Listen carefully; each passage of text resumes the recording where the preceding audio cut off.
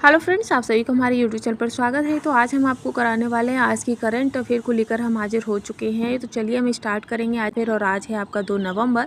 तो 2 नवंबर की जो आपकी मोस्ट इंपोर्टेंट करंट अफेयर के क्वेश्चन आंसर्स होंगे वो हम आपको कराएंगे, जिसमें आपका पहला क्वेश्चन रहेगा कि हाल ही में प्रधानमंत्री नरेंद्र मोदी ने आयुर्वेद दिवस पर कहाँ देश की पहली हेली एम्बुलेंस मेडिकल सेवा संजीवनी का उद्घाटन किया है। तो जो हेली एम्बुलेंस मेडिकल सेवा संजीवनी का जो उद्घाटन है वो ऋषिकेश में किया गया है। ठीक है, इसी के साथ ऑप्शन सी आपका करेक्ट आंसर हो जाता है। आगे हम बढ़ेंगे, नेक्स्ट क्वेश्चन पर चलेंगे। तो सेकंड क्वेश्चन है आपका कि हाल ही में किस देश ने अंतरिक्ष में मानव युक्त स्पेस मिशन लॉन्च किया है।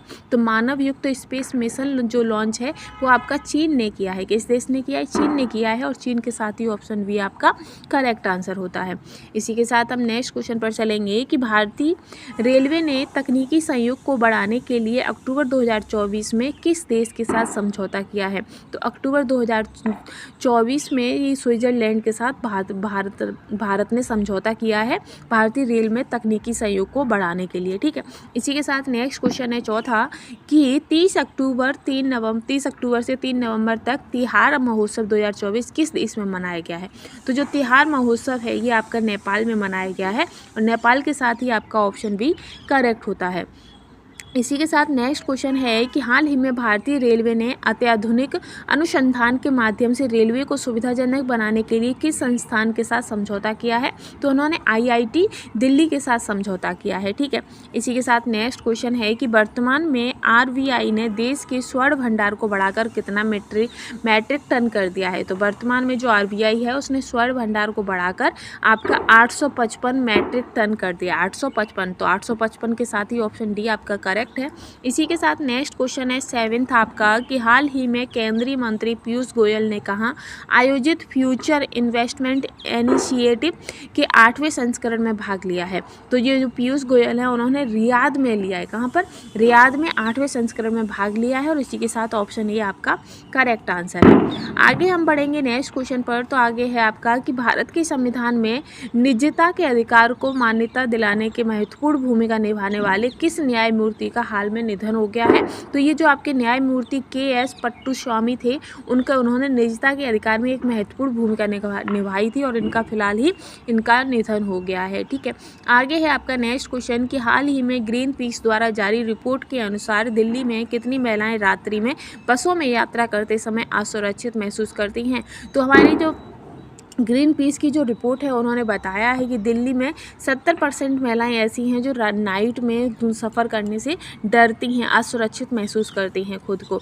ठीक है, आगे है आपका नेक्स्ट क्वेश्चन कि निम्नलिखित किस देश में बिजली की खपत का 81.2% नवीनीकरण ऊर्जा से होता है। तो जो न्यूजीलैंड है, न्यूजीलैंड में जो बिजली की जो खपत है वो 81.2% नवीनीकरण ऊर्जा से ही प्राप्त होती है। और इसी के साथ ऑप्शन भी आपका करेक्ट है।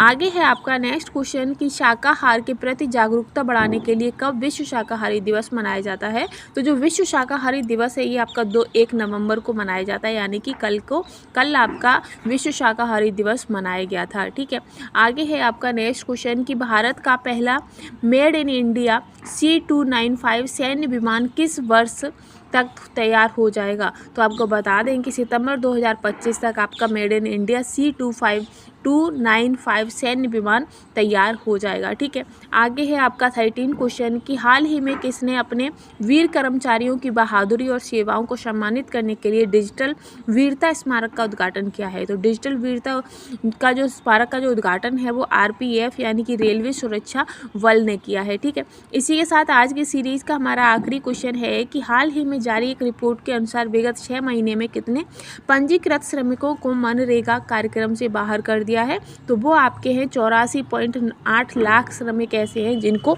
मनरेगा के पंजीकृत से बाहर कर दिया है पिछले 6 महीनों के अंतर्गत।